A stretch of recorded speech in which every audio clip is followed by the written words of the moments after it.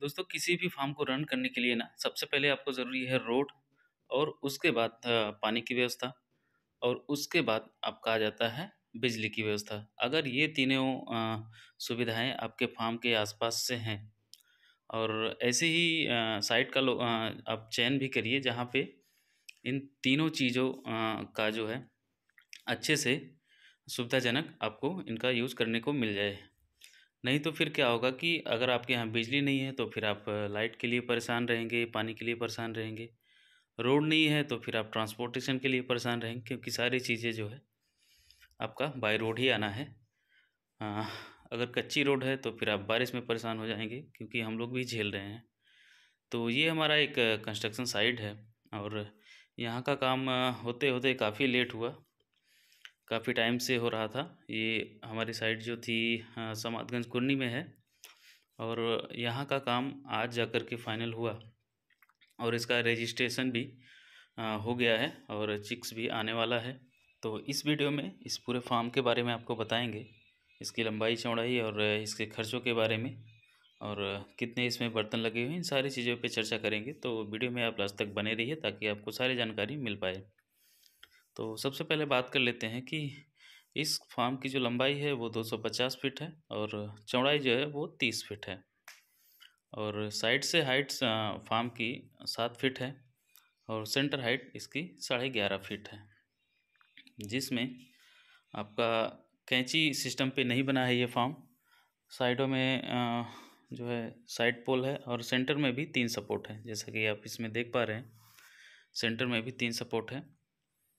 इस टाइप से करने पे थोड़ा सा लोहे की बचत होती है, लेकिन फार्म की साफ़ सफाई के लिए और ब्रूडिंग के लिए थोड़ा सा कंजेस्टेड हो जाता है। आप कैंची वाले जो फार्म रहते हैं उसमें आप बड़े आराम से ब्रूडिंग कर सकते हैं। साफ़ सफाई के लिए बड़ी आसानी रहती है। फ़ैन वगैरह के लिए, लाइटिंग के लिए, इन सारी चीज़ों के लिए व्यवस्थित ढंग से सारा कुछ हो पाता है। और जो इसमें बर्तन लगाए हैं वो टोटल 35% पे, मतलब 35 बर्ड के लिए एक सेट। तो उस हिसाब से टोटल 150 पेयर जो है ड्रिंकर फीडर का डाला गया है, जिसमें बड़े ही आराम से बर्ड एक आइडियल जो है ये क्वांटिटी रखी गई है बर्ड को पानी के लिए और चारे के लिए। और हर बर्तन से जिसे ड्रिंकर फीडर की जो गैपिंग है वो 4-4 फीट है और जो बीच की गैलरी है उसमें करीब 5-5 फीट का गैप है। और पूरे फार्म में इस तरीके से अगर आप प्लम्बिंग और बर्तन की व्यवस्था करते हैं तो पूरे फार्म में हर जगह हर कोने पे पानी और चारे की व्यवस्था बन जाती है। तो प्लम्बरिंग की टोटल 3 लाइनें की गई हैं और लाइटिंग के लिए 2 लाइन, एक ये हो गई और इसके बगल में एक ये वाली लाइटिंग के लिए। तो 2 लाइन प्रकाश के लिए बल्ब लटकाए गए हैं हर 12-12 फीट पे और इधर पे 3 लाइन जो है प्लम्बरिंग के लिए। तो अगर आप इसमें 6 लाइन भी कर सकते थे, लेकिन उसमें थोड़ा सा स्पेस कम हो जाती चलने फिरने के लिए। तो ये तो हो गई चारे और पानी की व्यवस्था। और खर्चों की बात करें अगर इसकी, तो बता दूं आपको कि अभी के टाइम पे जो लेबर और मटेरियल रेट है तो उसका टोटल खर्चा करीब 140 रुपये से 150 रुपये पर स्क्वायर फीट खर्चा जाता है, जिसमें आपका ए टू जेड मटेरियल और लेबर का खर्चा ये सारा कुछ इंक्लूड करके होता है।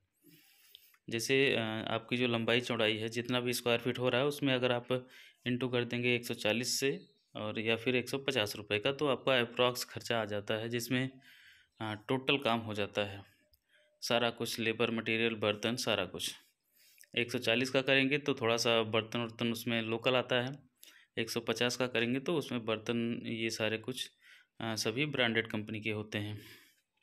तो उसमें क्या होता है कि जैसे मटेरियल आप प्रोवाइड करा दीजिए, लेबर हमारे रहते हैं, तो उस तरीके से भी काम हो जाता है।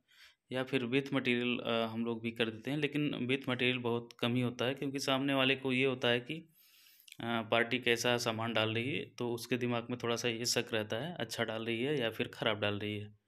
एक मुझे कमेंट्स भी आया था कि आप लोग खर्चा कम बताते हैं और नया आदमी फंस जाता है। तो ऐसी बात नहीं है, हमारी तरफ से तो कोशिश यही रहती है कि मैं हमेशा जितना भी खर्चा आ रहा है मैं एक्चुअल खर्चा ही बताता हूँ। ना कुछ में उसमें कुछ कम या फिर उसमें ज़्यादा घटा बढ़ा के कुछ भी मैं बताने की कोशिश नहीं करता हूँ। हाँ, इसमें अगर काफ़ी यूट्यूब चैनल हैं जो ऊपर नीचे बताते हैं। कोई-कोई मैंने खुद ही देखा है कि शेड जो करीब जिसमें 2.5 लाख 3 लाख रुपए खर्चा आता है, उसको 1.5 लाख 1 लाख ये बता देते हैं केवल व्यूज़ के चक्कर में। तो उसमें फार्मर थोड़ा-सा फँसता ज़रूर है। तो सभी चैनल ऐसे नहीं हैं। हम लोग तो कोशिश यही करते हैं और फार्मिंग इतनी आसान भी नहीं है। जो नए फार्मर फँसते हैं इसमें, वो इसी चक्कर में ज़्यादा फँसते हैं। तो इसी चक्कर में ये ज़्यादा फँसते हैं कि चलो फ़ार्म इतने का बना लेंगे और बड़े आराम से हमारा सारा कुछ रन कर जाएगा। तो ऐसी बात नहीं है, इसमें बहुत ज़्यादा मेहनत होती है। ठंडी, गर्मी बहुत सारा कुछ मेंटेन करके चलना होता है और जो ये मेंटेन नहीं कर पाता वो फ़ेल हो जाता है। अक्सर जो प्राइवेट फार्मिंग करने वाले हैं, वो अगर एक बार फ़ेल होते हैं तो फिर वो उनका फ़ार्म बंद ही हो जाता है और जो कॉन्ट्रैक्ट फार्मिंग के साथ चल रहे हैं, तो वो धीरे-धीरे उनका फ़ार्म भले ही लॉस में जाता है लेकिन चलता रहता है।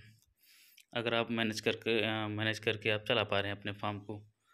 तो खर्चा मैंने बता दिया। इस फ़ार्म को बनाने में टोटल अभी जो खर्चा आया था, सारा कुछ इंक्लूड करके बात करें तो करीब 12 लाख रुपए का खर्चा आया है, जिसमें सारा कुछ इंक्लूड है। अब इसके बाद काम केवल बचा है कि चिक्स आना बाकी है।